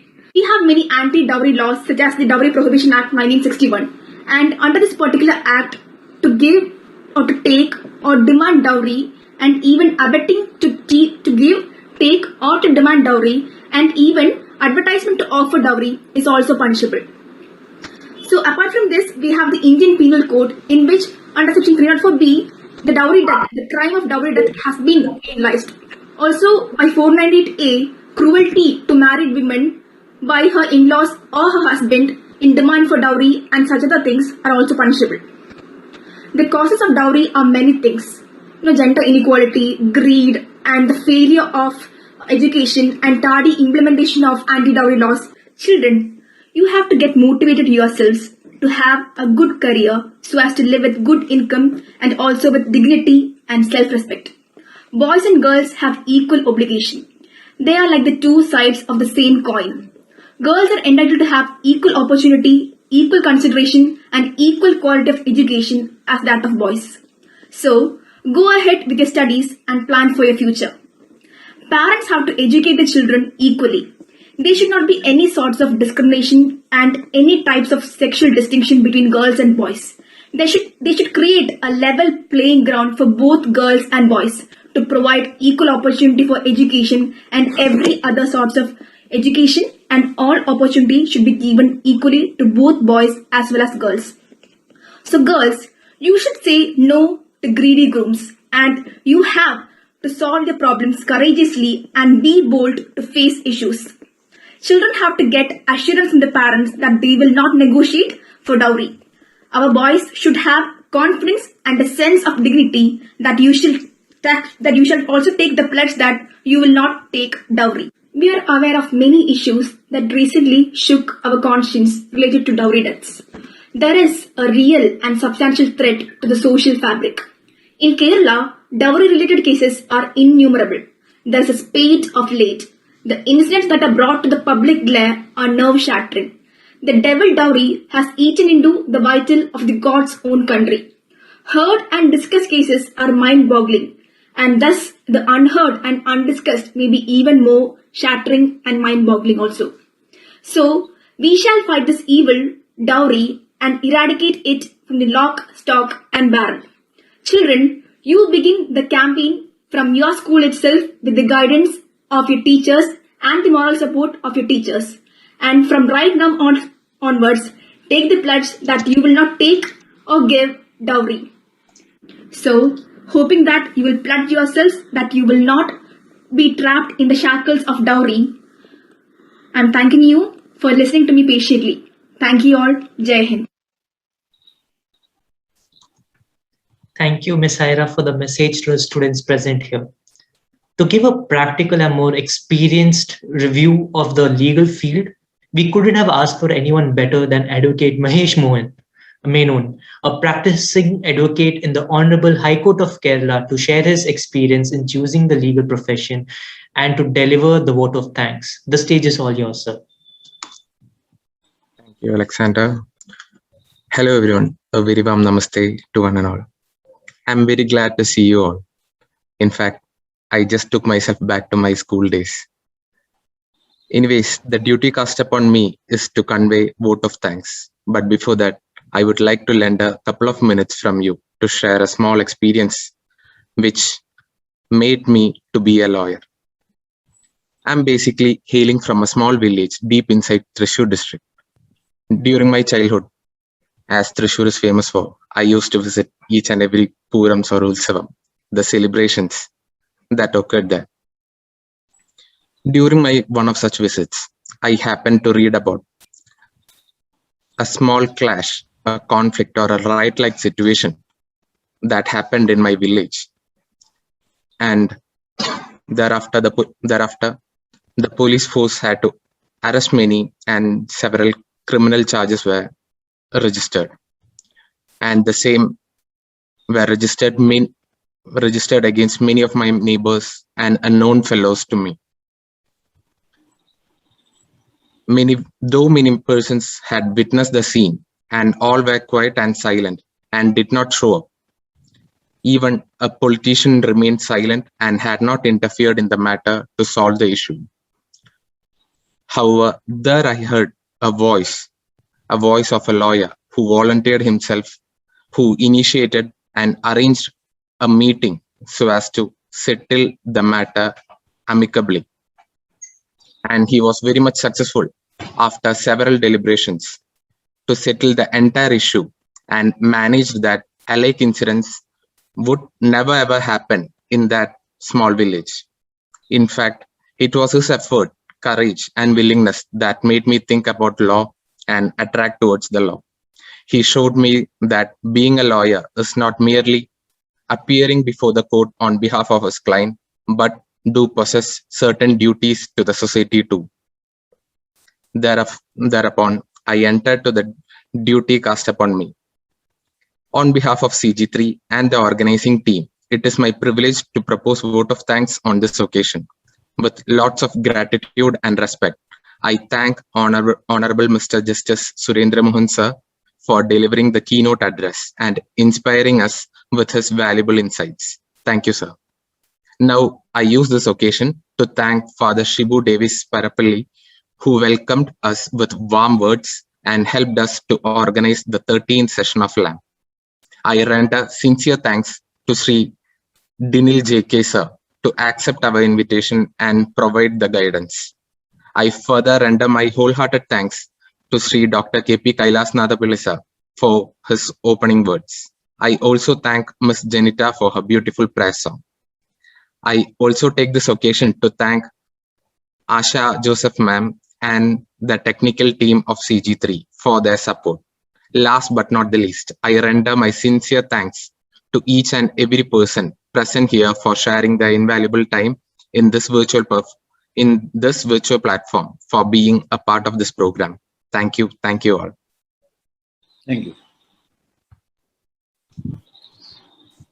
Thank you, sir, for your vote of thanks. I invite the mentor to give the closing remarks for this event. Thank you all. I'm not detailing much, but anyway, it was a splendid and wonderful experience for us. It was a big response from the school also. The CG3, as one person, salute this great institution for making this initiative, helping. And I once again thank, on behalf of all, Advocate Mahesh Menon for proposing vote of thanks. Then all others, dignitaries and children and parents present here, especially Justice Surendra Mohan sir, Mr. Dinil, and Father Shubu Davis, then Father Varghese Edatichira, principal, who was a real inspiration for us to take up this program. He was encouraging, he was inspiring, he was coordinating and cooperating and supporting. So this is the icon institution.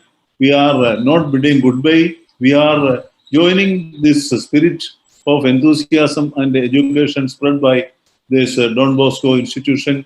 And thank you all. Namaste. Good night from CG3.